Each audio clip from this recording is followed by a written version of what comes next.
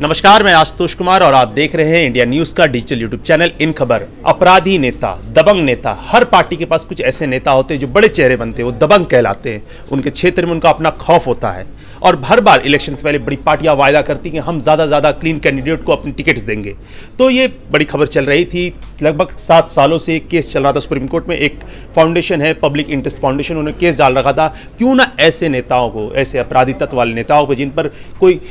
ऐसे मामले चल रहे हैं जिस पर बहुत ही क्रिमिनल एक्ट है, रेप है, आपको किडनैपिंग है, मर्डर है, उस तरह के चार्ज लगे हुए हैं, क्यों ना उन्हें इलेक्शन कंटेस्ट करने से ही रोक दिया जाए। तो हमारे साथ है विजय जी, जो अभी सुप्रीम कोर्ट ने एक बड़ा ही डिफरेंट तरीके का सजेशन दिया है, एक निर्णय दिया है कि अब हम इस पर निर्णय नहीं बनाएंगे कि किस नेता को रोका जाए इलेक्शन लड़ने से या नहीं, ये पार्लियामेंट देखे। विजय जी, आपका पहला टेक क्या है? सुप्रीम कोर्ट का ये जो डिसीजन आया है ये बड़ा निर्णायक है और इससे पॉलिटिक्स में जो करप्शन का जो जड़ है उसको तो पूरा ख़त्म नहीं किया जाएगा, लेकिन सुप्रीम कोर्ट ने पार्लियामेंट के माध्यम से जो बात कही है कि एक पार्लियामेंट का हाथ में उसने एक क्षमता दिया है कि एक कानून का वो प्रणयन कर सकेगा जिसके वजह से इन टेंटेड पॉलिटिशियन को एक्टिव पॉलिटिक्स में घुसने से रोका जा पाएगा। तो ये थोड़ा लेकिन बड़ा सवाल है, जब केंद्र सरकार के अपने जो आपको रिप्रेजेंटेटिव है मुकुल रोहतगी, वो वहाँ पर ये पक्ष रख रहे हैं कि हम तो उनको कैसे अपराधी मान लें। भारत के कानून कहता है कि जब तक कोई अपराध, जो भी आरोपी है उसे अपराध उस पर नहीं मान ले, जो प्रूफ ना हो जाए तो उसे गिल्टी नहीं मानते, तो वैसे हम कैसे कंटेस्ट करने से रोक दें? बिल्कुल सही है कि हमारे कानून के नज़र में सभी अपराधी और जो विक्टिम है दोनों समान है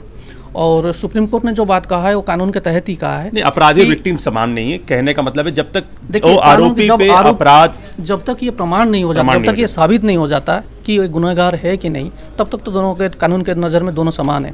तो सुप्रीम कोर्ट ने फिर दोबारा अभी पार्लियामेंट को इसके बारे में पूरा ये करने के लिए बताया है कि वो पूरा जिम्मेदारी से इसका कानून प्रणयन करे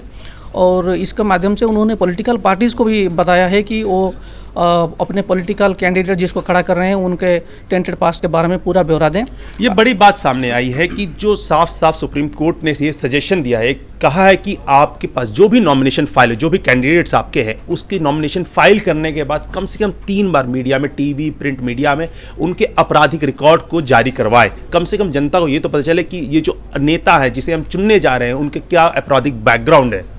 इसके अलावा सुप्रीम कोर्ट ने राजनीतिक जो नेता हैं उनको भी ये बताया, उनको भी ये दिया है कि वो भी अपने टेंटेड पास्ट के बारे में अगर कुछ ऐसा है तो उसका पूरा ब्यौरा दें जनता को। नहीं, बड़ा सवाल ये है कि 1765 एक आंकड़ा है, 1765 अपराधी तत्व जिन पे बड़े बड़े आरोप हैं, अपराध के क्रिमिनल रिकॉर्ड्स हैं उनके ऊपर, वैसे भारत में नेता है जो बड़े आपको विधानसभा, लोकसभा, राज्यसभा में बैठे हुए हैं। और ये जब PIL आई थी तो ये सुप्रीम कोर्ट को बताया गया था कि इसका बैकअप और सपोर्ट है इलेक्शन कमीशन ऑफ इंडिया का, और कॉन्स्टिट्यूशनल बेंच बैठी थी, मिश्रा सर बैठे हुए थे, 5 जजेस बैठे थे, फिर भी निर्णय नहीं ले पाए। आपको क्या सबसे बड़ा कारण लग रहा है? हमारा पॉलिटिकल क्लास जो है, जो इस तरह के नेता का दुरुपयोग करते हैं अपने वोट बैंक बढ़ाने के लिए, तो उनके जिम्मेदार हम ठहरा सकते हैं। लेकिन अगस्त 28 तारीख को सुप्रीम कोर्ट ने ये भी बताया था कि हर व्यक्ति का ये राजनीतिक अधिकार है कि वो अपने नेता के बारे में जाने। तो लेकिन केंद्र सरकार ने इसको बड़ा गंभीरता के साथ विरोध किया था और उन्होंने बताया था कि पार्लियामेंट को पूरी जिम्मेदारी देना चाहिए कि वो कानून का प्रणयन करे इस बारे में, और ये पार्लियामेंट का क्षमता होना चाहिए, और आज सुप्रीम कोर्ट ने वही किया है। अब देखना है, क्योंकि पिछले साल 2 जजों की बेंच ने ये फैसला दिया था कि 12 स्पेशल कोर्ट बनाए जाए जिसपे इस तरह के नेताओं पर जल्द से जल्द फैसला आए। तो अब हम इस खबर पर नज़र बनाए रखेंगे, देखेंगे जो केंद्र सरकार में जो राजनीतिक पार्टियां बैठी हैं, जो बड़े वायदे तो करती जनता को कि हम अपराध मुक्त समाज देंगे, तो क्या अपराधी जो हमारा पार्लियामेंट है, जो हमारा विधानसभा, लोकसभा है, उसे अपराधियों से मुक्त करना चाहेंगे? क्योंकि कहीं ना कहीं उनकी मजबूरी है, ऐसी मजबूरी कि अपने जहाँ पकड़ बनाते हो राज्य में, जहाँ आपके क्षेत्र थे, वो ऐसे गुंडों को, ऐसे अपराधी तत्व वाले नेताओं को टिकट देते हैं और जितवाते हैं। लगातार पॉलिटिकल न्यूज़ और खबरों से जुड़ने रहने के लिए हमारे चैनल इन खबर को सब्सक्राइब करें।